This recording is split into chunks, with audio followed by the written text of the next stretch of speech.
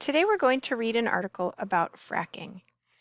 Please open your book inside the text to page 252 to the article, Fracking Raises Serious Concerns.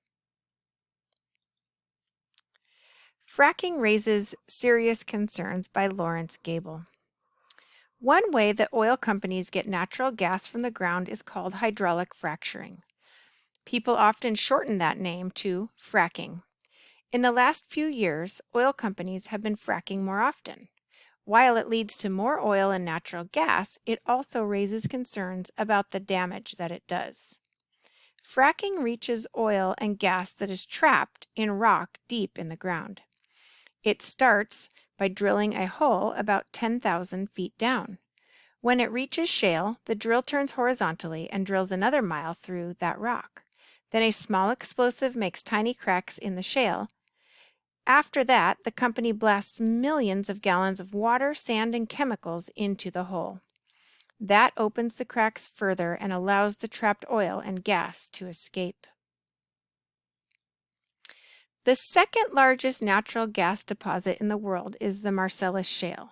It stretches from New York across parts of Pennsylvania, Ohio, Maryland, West Virginia, and Virginia. Oil companies are increasing their use of hydraulic fracturing in those states.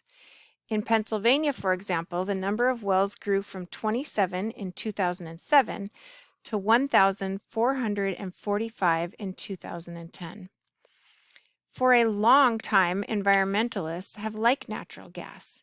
In comparison to the pollution that comes from mining coal and burning it at power plants, natural gas is cleaner. It produces fewer gases that cause global warming. However, now environmentalists are changing their minds. A report by Cornell University found that fracking is leading to more global warming than coal does. Methane is a gas that escapes into the air from drilling normal gas wells.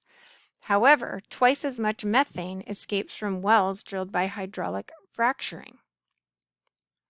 Methane is also getting into groundwater.